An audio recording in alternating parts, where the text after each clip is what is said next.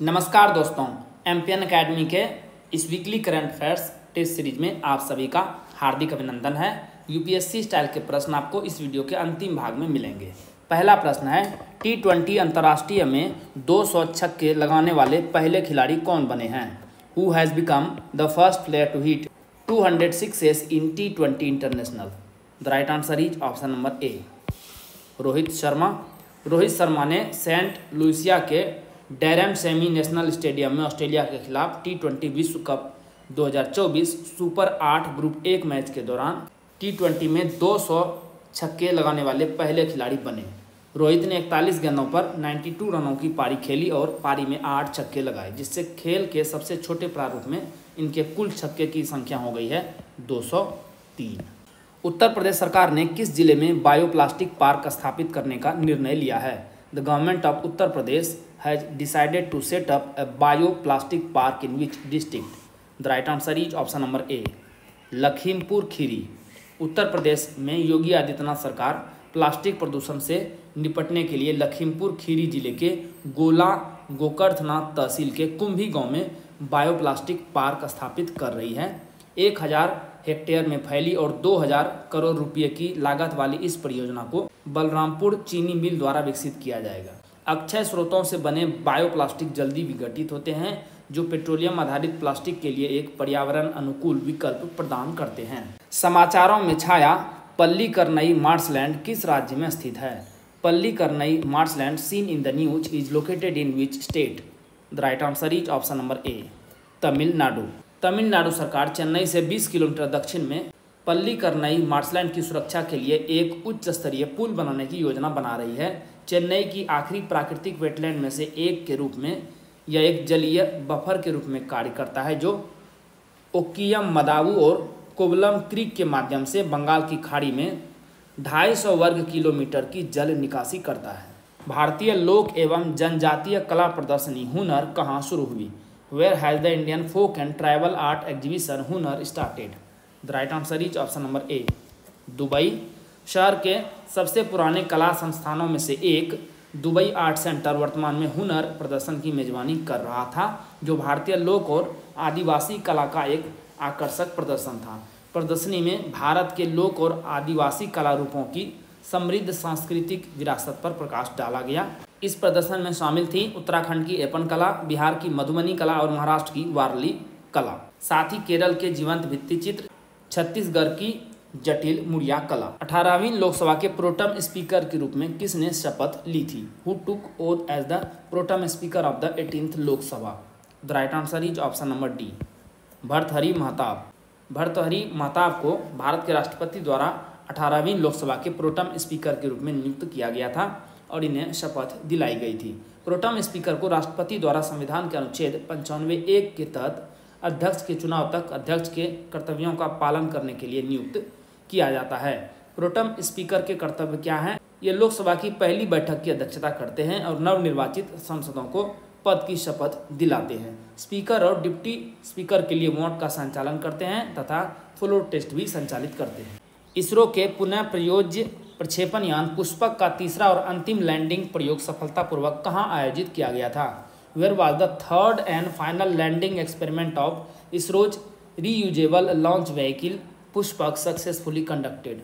The right answer is option number D, वैमानिकी परीक्षण range Chitradurga Karnataka. Aeronautical test range Chitradurga Karnataka में ISRO ने कहा है कि इसके पुनः प्रयोज्य प्रक्षेपण यान पुष्पक का तीसरा और अंतिम लैंडिंग प्रयोग सफल रहा। लैंडिंग प्रयोग कर्नाटक के चित्रदुर्ग में एरोनॉटिकल टेस्ट रेंज में किया गया। यदि आप 70वीं बीपीएससी के लिए करंट अफेयर्स का पीडीएफ प्राप्त करना चाहते हैं तो इसके बारे में जानकारी यहाँ दी जा रही है।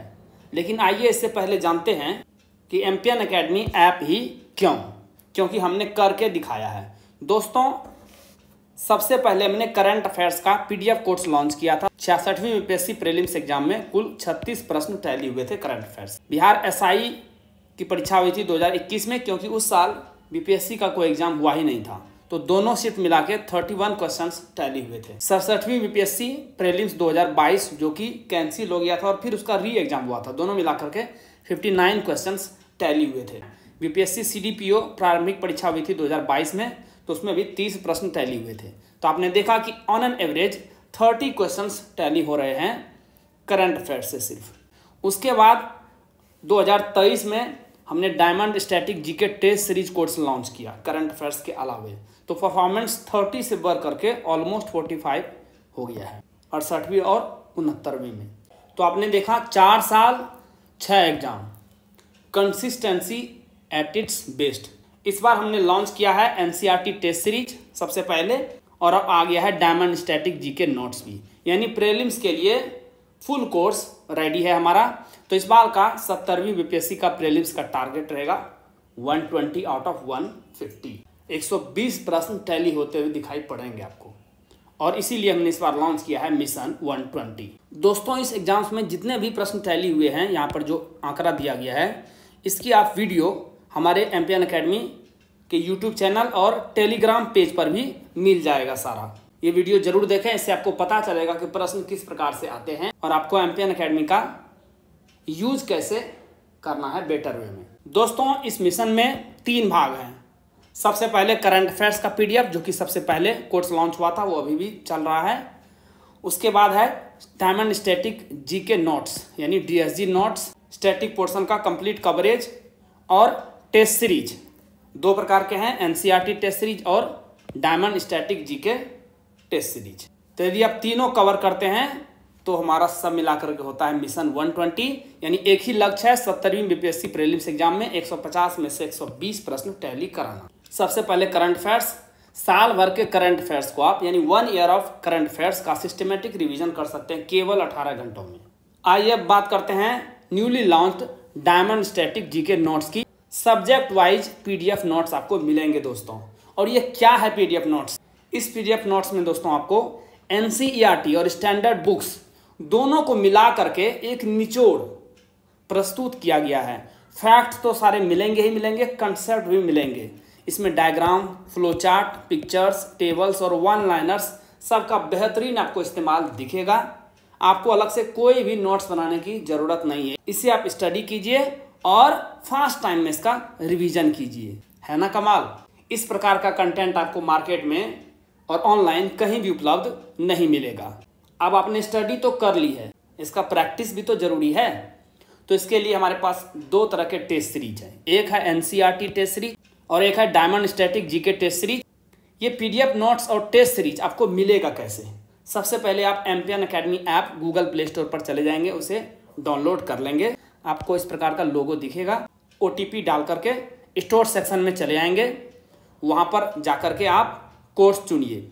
जैसे ही कोर्स पर क्लिक करेंगे, वहाँ पर नीचे आपको दिखेगा आई एम इंटरेस्टेड का एक बटन। वहाँ जैसे ही क्लिक करेंगे तो आपको पेमेंट का लिंक उपलब्ध हो जाएगा आपके मैसेज में, और व्हाट्सएप पर भी लिंक आ जाएगा। वहाँ पर जाके शुल्क का भुगतान कर दीजिए।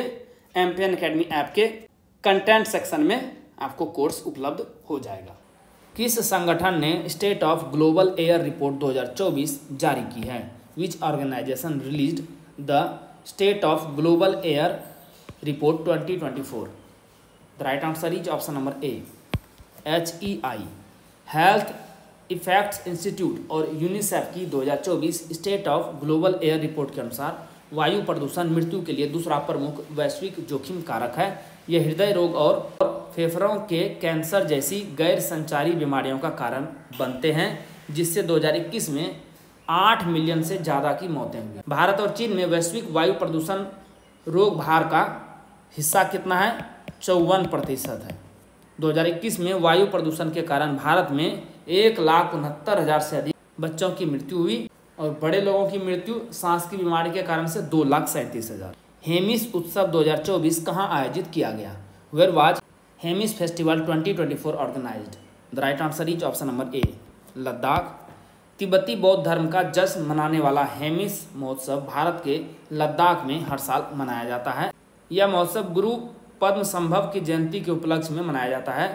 2 दिवसीय यह आयोजन लद्दाख के सबसे बड़े बौद्ध मठ हेमिस मठ को जीवंत रंगों, संगीत और आध्यात्मिक ऊर्जा से भर देता है, जो इसे एक महत्वपूर्ण सांस्कृतिक उत्सव बनाता है। किस राज्य सरकार ने राज्य के सभी जिलों में एक प्रधानमंत्री उत्कृष्टता महाविद्यालय की स्थापना को मंजूरी दी है? Which state government has approved the establishment of one prime minister college of excellence in all districts of the state? The right answer is option number A, Madhya Pradesh. Madhya Pradesh के मुख्यमंत्री मोहन यादव ने कहा कि प्रत्येक पीएम कॉलेज ऑफ एक्सेलेंस में भारतीय ज्ञान परंपरा का केंद्र खोला जाएगा तथा इस संबंध में आवश्यक व्यवस्थाएं भी की जाएंगी।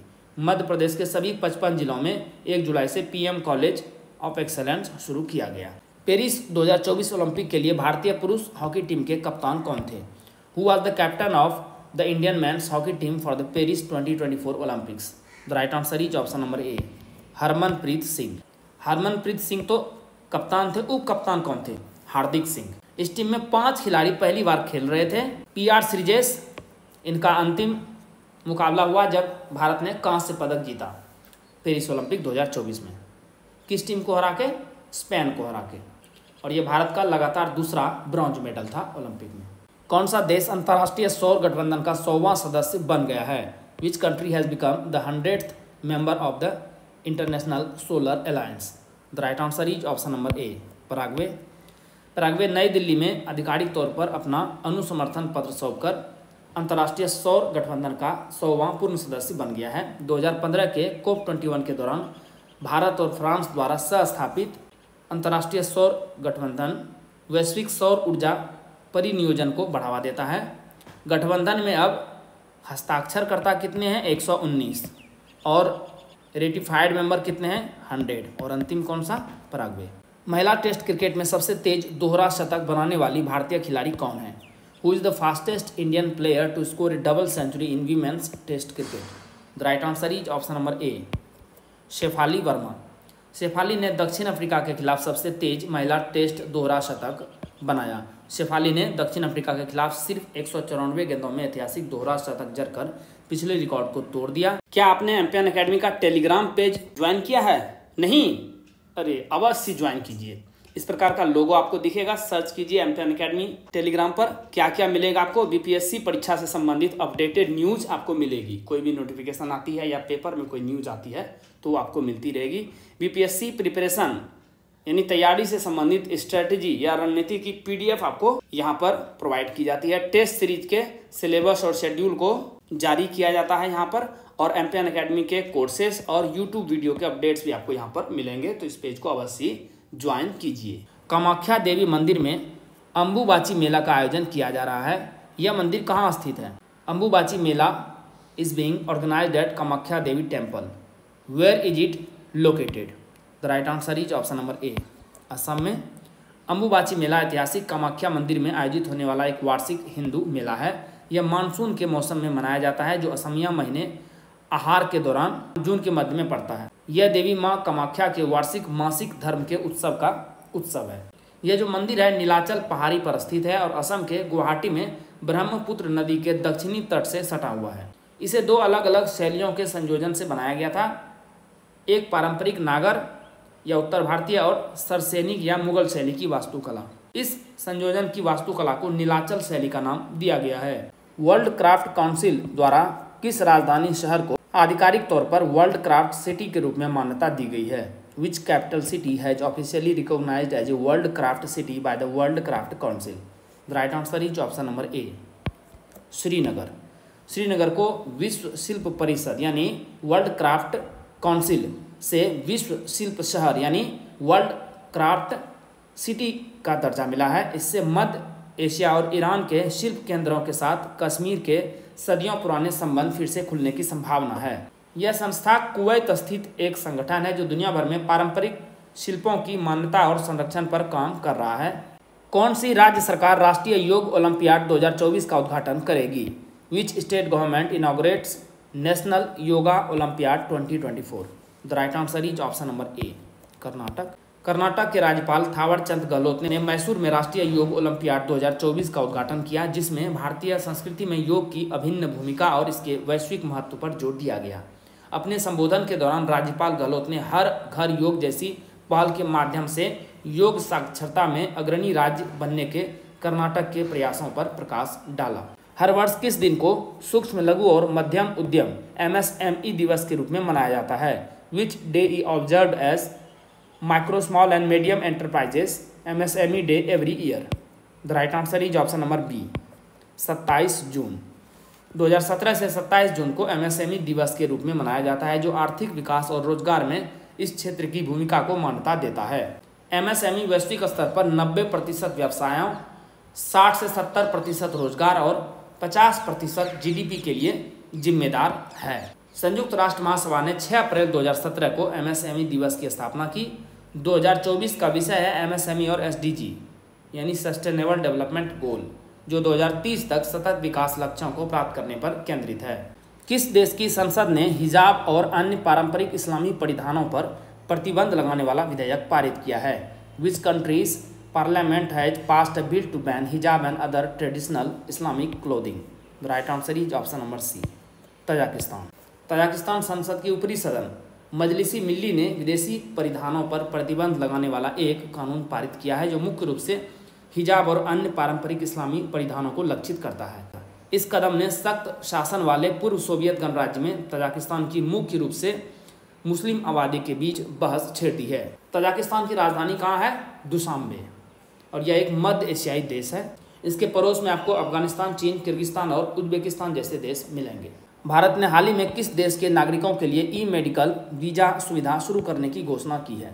India has recently announced the launch of e medical visa facility for the citizens of which country? The right answer is option number A Bangladesh. प्रधानमंत्री नरेंद्र मोदी ने घोषणा की कि भारत ई-मेडिकल वीज़ा सुविधा प्रदान करेगा ताकि चिकित्सा उपचार चाहने वाले बांग्लादेशी भारत आ सकें। यह घोषणा उस समय की है जब प्रधानमंत्री मोदी और बांग्लादेशी समकक्ष शेख हसीना के साथ एक संयुक्त प्रेस कॉन्फ्रेंस को संबोधित कर रहे थे। लेकिन आप जान ही रहे हैं कि बांग्लादेश के हालात बदल चुके हैं और शेख हसीना वहाँ की प्रधानमंत्री नहीं रही। किस राज्य या केंद्र शासित प्रदेश में 64वीं अंतर्राष्ट्रीय चीनी संगठन परिषद की बैठक शुरू हुई? विच स्टेट और UT commenced the 64th international sugar organisation council meeting? The right answer is option number C New Delhi. Bharat ने जून 2024 में नई दिल्ली में 64वीं अंतर्राष्ट्रीय चीनी संगठन परिषद की बैठक की मेजबानी की। चीनी और जैव ईंधन उभरते परिदृश्य नामक कार्यशाला का आयोजन किया गया, जिसमें अंतर्राष्ट्रीय प्रतिनिधियों, भारतीय चीनी मिल अधिकारियों, उद्योग संघों और तकनीकी विशेषज्ञों ने भाग लिया। इसमें वैश्विक चीनी क्षेत्र के भविष्य, जैव ईंधन, अस्थिरता और किसानों की भूमिका पर चर्चा की गई। भारत दुनिया का सबसे बड़ा चीनी उपभोक्ता और ब्राजील के बाद दूसरा सबसे बड़ा उत्पादक है। गन्ना उत्पादन में इथेनॉल उत्पादन, जो कि मकई के बाद होता है, के लिए दूसरा प्रमुख फीड स्टॉक है। भारत का पहला कोयला गैसीकरण पायलट प्रोजेक्ट कहाँ शुरू किया गया है? Where is India's first coal gasification pilot project launched? The right answer is option number A Jharkhand. Bharat सरकार के स्वामित्व वाली कोल इंडिया लिमिटेड की सहायक कंपनी ईस्टर्न कोलफील्ड्स लिमिटेड ने झारखंड के जामतारा जिले में कस्ता कोयला ब्लॉक में भूमिगत कोयला गैसीकरण के लिए एक पायलट परियोजना शुरू की है। कोयला खदान से नहीं निकाला जाएगा, बल्कि कोयला गैसीकरण प्रक्रिया खदान के अंदर ही होगी।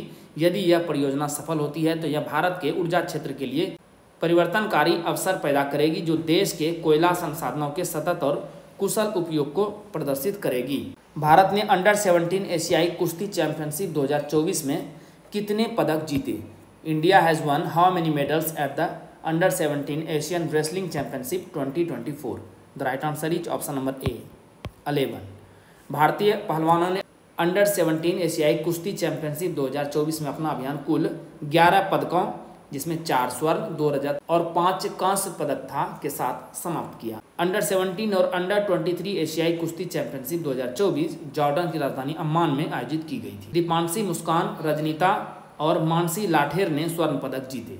तीरंदाजी विश्व कप 2024 में भारत के लिए 2 कांस्य पदक किसने जीते? Who won 2 bronze medals for India at the archery world cup 2024? The right answer is option number C Dhiraj बोम्बा Devara.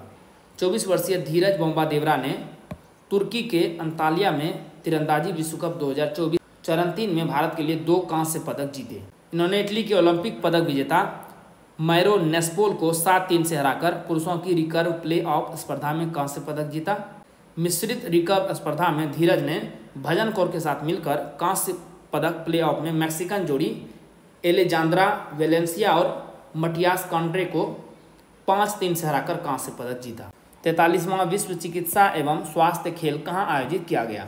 Where was the 43rd world medical and health games held? The right answer is option number A, France. सशस्त्र सेना चिकित्सा सेवा के अनुसार इसके 4 अधिकारियों ने France के सेंट ट्रोपेज में आयोजित 43वें विश्व चिकित्सा और स्वास्थ्य खेलों में रिकॉर्ड 32 पदक जीते हैं। वार्षिक विश्व चिकित्सा और स्वास्थ्य खेल, जिसे मेड गेम्स के नाम से भी जाना जाता है, दुनिया भर के चिकित्सा और स्वास्थ्य व्यवसायों के लिए दुनिया का सबसे बड़ा खेल आयोजन है। पहला मेड गेम्स 1978 में फ्रांस के कैन में आयोजित किया गया था। 1 वीक 1 थीम अभियान किसने शुरू किया? Who launched 1 week 1 theme campaign? The right answer is option number ए, केंद्रीय मंत्री जितेंद्र सिंह। इन्होंने विज्ञान और प्रौद्योगिकी में भारत की हालिया सफलताओं को उजागर करने के लिए 1 वीक 1 थीम अभियान शुरू किया। CSIR प्रयोगशाला प्रयासों को एकीकृत करने के उद्देश्य से यह पहल नवाचार को बढ़ावा देती है और रोजगार के अवसर पैदा करके और MSMEs, स्टार्टअप और शोधकर्ताओं को सशक्त बनाकर नागरिकों को लाभान्वित करती है। इस लॉन्च में 24 प्रौद्योगिकी हस्तांतरण और उत्पाद लॉन्च किए गए। आइए अब यूपीएससी स्टाइल के प्रश्नों को हल करते हैं। विपक्ष के नेता यानी लीडर ऑफ अपोजिशन के संबंध में निम्नलिखित कथनों पर विचार करें। Consider the following statements regarding leader of opposition LOP। कौन सा कथन गलत है यह बताना है। लोकसभा की कुल संख्या के कम से कम 1/4 से कम 9 रखने वाले सबसे बड़े विपक्षी दल के नेता को LOP के रूप में मान्यता दी जाती है, यानी कम से कम 1/4 होना चाहिए। ये तो गलत है। इसका नियम है लोकसभा की कुल संख्या के 10वें हिस्से से कम सीट नहीं होना चाहिए, 1/10 होना चाहिए कम से कम। यह एक संवैधानिक पद है और LOP को कैबिनेट मंत्री के बराबर वेतन भत्ते और अन्य सुविधाएं मिलती है। नहीं, यह एक संवैधानिक पद नहीं है। संसद में विपक्ष के नेता के वेतन और भत्ते अधिनियम 1977 के तहत दोनों सदनों में विपक्ष के नेता को वैधानिक मान्यता दी गई थी और ये कैबिनेट मंत्री के बराबर वेतन भत्ते और अन्य सुविधाओं के हकदार हैं। तो कैबिनेट मंत्री के बराबर वेतन भत्ते और अन्य सुविधाएं तो मिलती है, लेकिन संवैधानिक पद नहीं है। इसे सदन द्वारा वैधानिक मान्यता दी गई थी, तो यह कथन गलत हो गया। या कुछ वैधानिक निकायों के प्रमुखों की नियुक्ति के लिए विभिन्न चयन समितियों का सदस्य होने के हकदार हैं, यह तो सही है। तो गलत कथन कौन सा है? ऑप्शन नंबर ए, पहला और दूसरा गलत है। अभी वर्तमान में लोकसभा में लीडर ऑफ अपोजिशन कौन है? राहुल गांधी। बनेरघट्टा राष्ट्रीय उद्यान के बारे में निम्नलिखित कथनों पर विचार करें। Consider the following statements regarding Bannerghatta national park. कौन सा कथन गलत है यह बताना है। यह कर्नाटक राज्य में स्थित है, यह तो सही है। यह दुनिया के उन स्थानों में से एक है जहां जंगल बड़े शहर तक संरक्षित है, यह भी सही है। बनेरघट्टा राष्ट्रीय उद्यान में भारत की सबसे बड़ी तेंदुआ सफारी का उद्घाटन किया गया था, यह कथन गलत है। बनेरघट्टा जैविक उद्यान में भारत की सबसे बड़ी तेंदुआ सफारी का उद्घाटन किया गया था, न कि बनेरघट्टा राष्ट्रीय उद्यान में। डिफरेंस है जैविक उद्यान और राष्ट्रीय उद्यान में, ध्यान रखिएगा, इसीलिए यह कथन गलत है। तो कौन सा कथन गलत है? ऑप्शन नंबर बी सही होगा, ऑप्शन नंबर 3 गलत है। बनेरघट्टा जैविक उद्यान को 2004 में बनेरघट्टा राष्ट्रीय उद्यान से अलग कर दिया गया था और 1974 में से राष्ट्रीय उद्यान का दर्जा मिला था। DRDO द्वारा विकसित अभ्यास का प्राथमिक उद्देश्य क्या है? What is the primary purpose of the अभ्यास डेवलप्ड बाय DRDO? सही जवाब होगा ऑप्शन नंबर ए, विभिन्न मिसाइल प्रणालियों के लिए हवाई लक्ष्य के रूप में कार्य करना। To serve as an aerial target for various missile systems. रक्षा अनुसंधान और विकास संगठन DRDO ने high speed expendable aerial target यानी हीट अभ्यास के विकासात्मक परीक्षण किए। परीक्षण और अभ्यास सत्रों के दौरान मिसाइलों और अन्य पेलोड के लिए हवाई लक्ष्य के रूप में हीट का उपयोग किया जाएगा। यह हथियार प्रणालियों के अभ्यास के लिए एक यथार्थवादी खतरा परिदृश्य प्रदान करता है। इस प्रणाली को ऑटो पायलट, विमान एकीकरण, उड़ान पूर्व जांच और स्वायत्त उड़ान के लिए लैपटॉप आधारित ग्राउंड कंट्रोल सिस्टम की मदद से स्वायत्त उड़ान के लिए डिजाइन किया गया है। गैंडों से संबंधित निम्नलिखित कथनों पर विचार करें। Consider the following statements regarding rhinos. कौन सा कथन सही है यह बताना है। उजंग कुलोन राष्ट्रीय उद्यान अंतिम बचे जंगली जावन गैंडों का घर है, यह तो बिल्कुल सही है। 28 सितंबर को विश्व गैंडा दिवस के रूप में मनाया जाता है या नहीं? 22 सितंबर को मनाया जाता है। सफ़ेद गैंडों को IUCN रेड लिस्ट में निकट संकटग्रस्त श्रेणी यानी नियर थ्रेटेंड कैटेगरी में सूचीबद्ध किया गया है, यह सही है। तो कौन सा स्टेटमेंट सही है? ऑप्शन नंबर ए, पहला और तीसरा सही है। उजंग कुलोन राष्ट्रीय उद्यान कहाँ है? इंडोनेशिया में है, यह ध्यान रखिएगा। पंचायतों के अनुसूचित क्षेत्रों में विस्तार पेशा अधिनियम 1996 के बारे में निम्नलिखित कथनों पर विचार करें। Consider the following statements regarding the panchayat extension to scheduled areas PESA act 1996। कौन सा कथन इनकरेक्ट है, कौन सा कथन गलत है, यह बताना है। इसे अनुसूचित क्षेत्रों में रहने वाले लोगों के लिए स्वशासन सुनिश्चित करने के लिए अधिनियमित किया गया था, यह कथन सही है। यह प्राकृतिक संसाधनों पर आदिवासी समुदायों के पारंपरिक अधिकारों को स्वीकार करता है, यह भी कथन सही है। छठी अनुसूचित क्षेत्रों के अंतर्गत आने वाले अधिकांश पूर्वोत्तर राज्य पेशा अधिनियम 1996 के अंतर्गत आते हैं, यह कथन गलत है। छठी अनुसूचित क्षेत्रों जहां स्वायत्त परिषदें मौजूद है के अंतर्गत आने वाले अधिकांश पूर्वोत्तर राज्य पेशा के अंतर्गत नहीं आते हैं, इसीलिए यह कथन गलत है, क्योंकि इन राज्यों में शासन के लिए अपनी स्वायत्त परिषद है। इसीलिए सही जवाब होगा ऑप्शन नंबर बी, केवल 3 गलत है। दोस्तों, जैसा कि बताया गया है, इस वीडियो लेक्चर का PDF आपको इंग्लिश और हिंदी दोनों भाषाओं में फुल डिस्क्रिप्शन के साथ अलग अलग एम्पियन अकेडमी ऐप पर मिलेगा। दोस्तों, आप इन PDF के सारे इस वीडियो लेक्चर को आसानी से 5 से 6 मिनट में रिवाइज कर पाएंगे, जिससे आपका बहुत सारा समय बचेगा, जिसे आप स्टैटिक पोर्शन पर खर्च कर सकते हैं और अपने टाइम को बेटर मैनेज कर सकते हैं। एम्पियन अकेडमी ऐप का लिंक आपको इस वीडियो के डिस्क्रिप्शन बॉक्स और पिन कमेंट सेक्शन में मिल जाएगा। चलिए अंतिम प्रश्न को हल करते हैं। ग्रीन अमोनिया के बारे में निम्नलिखित कथनों पर विचार करें। Consider the following statements regarding green ammonia. कौन सा कथन इनकरेक्ट यानी गलत है, यह बताना है। ग्रीन अमोनिया उत्पाद वह है जहां अमोनिया बनाने की प्रक्रिया 100% नवीकरणीय और कार्बन मुक्त होती है, यह तो बिल्कुल सही है, इसीलिए तो ग्रीन अमोनिया नाम रखा गया है। यह पानी के इलेक्ट्रोलाइसिस से हाइड्रोजन और हवा से अलग किए गए नाइट्रोजन का उपयोग करके बनाया जाता है, यह भी सही है। अमोनिया को आसानी से थोक में मामूली दबाव 10 से 15 बार पर ठोस रूप में संग्रहित किया जाता है या -33 डिग्री सेल्सियस तक ठंडा किया जाता है, यह कथन गलत है। तो यहाँ ठोस रूप में नहीं बल्कि तरल रूप में आसानी से संग्रहित किया जा सकता है, इसीलिए यह कथन गलत है। सही जवाब होगा ऑप्शन नंबर डी, केवल 3 गलत है। यह इसे अक्षय ऊर्जा के लिए एक आदर्श रासायनिक भंडार बनाता है। दोस्तों, इसी के साथ साप्ताहिक करंट अफेयर्स टेस्ट सीरीज के इस संस्करण को समाप्त करने की आपसे इजाज़त चाहूँगा। वीडियो देखने के लिए बहुत बहुत धन्यवाद।